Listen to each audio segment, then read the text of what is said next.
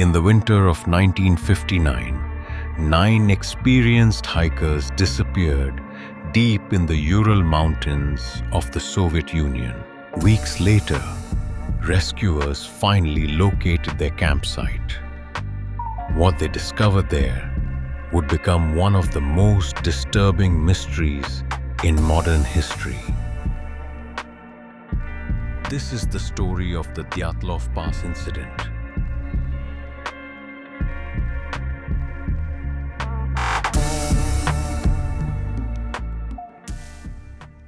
Igor Dyatlov was a radio engineering student at the Ural Polytechnic Institute.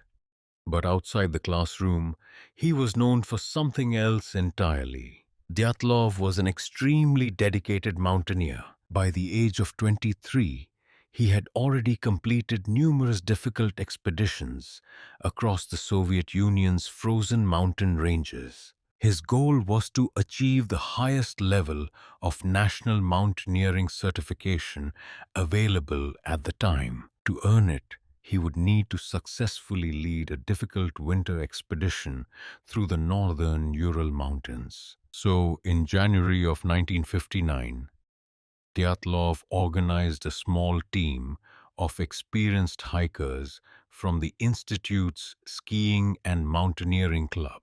In total, 10 people signed up for the journey. Most of them were university students, while a few were recent graduates and experienced outdoor athletes. Their destination was a remote mountain known as Otorten. In the language of the local Munsi people, the name roughly translates to "Don't go there."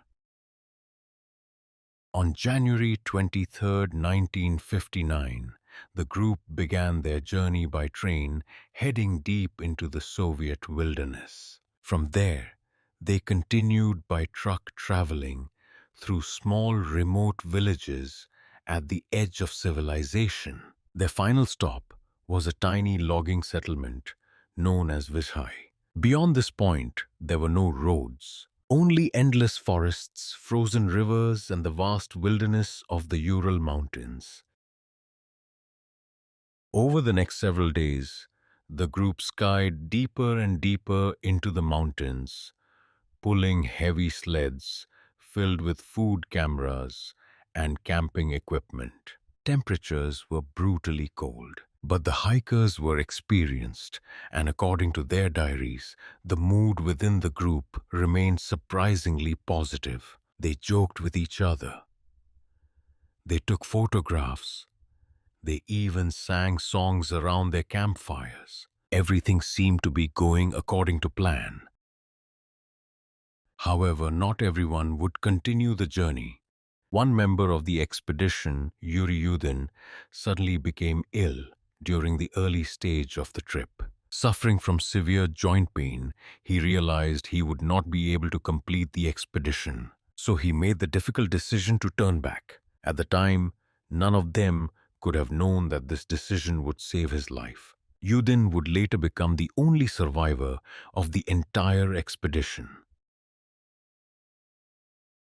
The remaining 9 hikers continued toward their destination. Their goal was to reach Mount Otorten, a remote peak deep in the northern Ural Mountains. But on February 1st, something unexpected happened. Due to bad weather and poor visibility, the group accidentally veered off their planned route.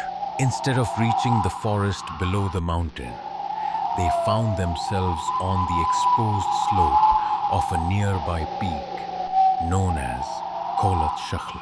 In the language of the local Munsi people, the name means Mountain of the Dead. That evening, Dyatlov and his group decided to set up their tent on the snowy hillside. It was a risky decision. The slope was completely exposed to the wind and temperatures were dropping rapidly. But they planned to continue their journey the next morning. So they dug their tent into the snow and settled in for the night. It would be the last night any of them was seen alive. Sometime during the night of February 1st, 1959, something happened on the slope of Kholat Shakhl. Exactly what happened is still unknown, but investigators would later discover something extremely disturbing.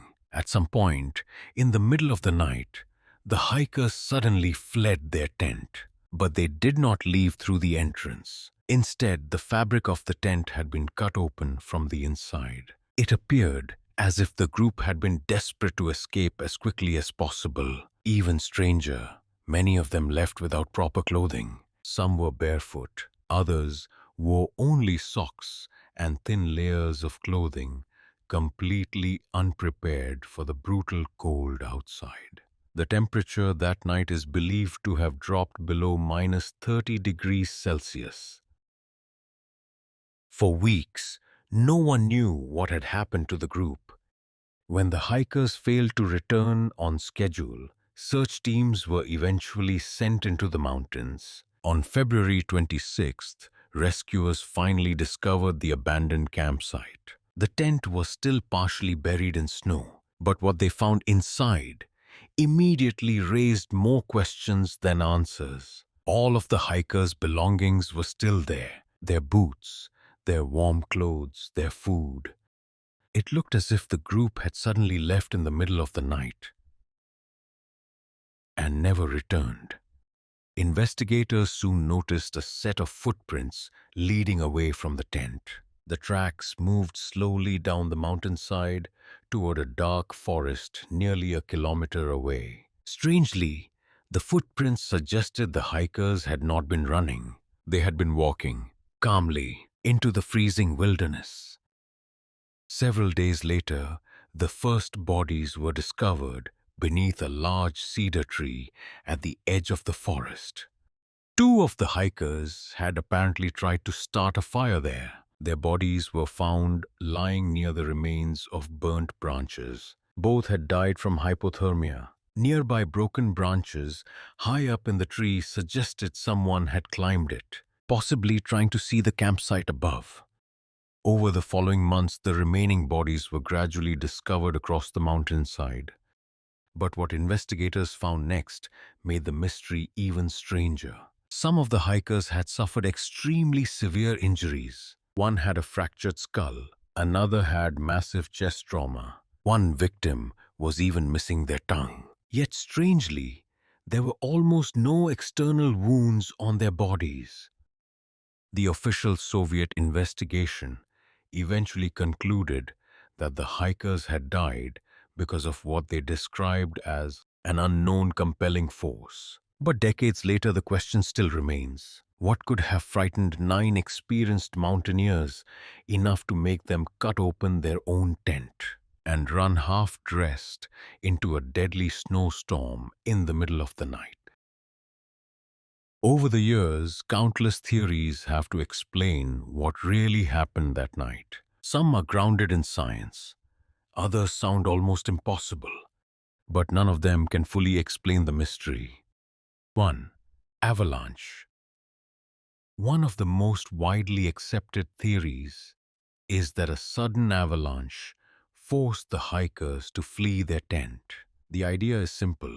A layer of unstable snow collapsed during the night, creating a loud and terrifying force above the campsite. Fearing that a larger avalanche was about to hit the group, may have cut their way out of the tent and escaped as quickly as possible. This could explain why they left without proper clothing. However, there is one major problem. Investigators found no clear evidence of a large avalanche at the site. 2. Military experiment. Another theory suggests the hikers may have been caught in a secret Soviet military test. During the Cold War, the Soviet Union was known to conduct experimental weapon tests in remote areas. Some reports even claimed that strange lights were seen in the sky around the time of the incident. If the hikers had witnessed something they were not supposed to see, it could explain their sudden panic. But to this day, no official documents have confirmed this theory. 3. Infrasound. A more scientific explanation involves something known as infrasound. Under certain wind conditions, the shape of the mountain could have created low-frequency sound waves that humans cannot hear. These waves can cause extreme anxiety, panic, and even hallucinations. Some researchers believe the hikers may have experienced sudden irrational fear and fled their tent without fully understanding why. But this theory is still highly debated. 4. Attack by other humans. Some believe the hikers may have been attacked by other people. This could include escaped prisoners, local tribes, or even military personnel. The severe injuries found on some of the bodies seem to support the idea of violence. However, there were no clear signs of struggle at the campsite, and no evidence of additional footprints in the area. 5. Unknown force. In the end, the official Soviet report concluded that the hikers died due to an unknown compelling force. It is a vague explanation, but perhaps the most honest one, because even after decades of investigation, no single theory has been able to explain everything. Not the torn tent, not the strange injuries, not the missing tongue, and not the reason why 9 experienced hikers would leave safety behind and walk into the freezing darkness. More than 60 years later, the mystery of the Dyatlov Pass Incident remains unsolved. And perhaps some secrets are meant to stay buried beneath the snow.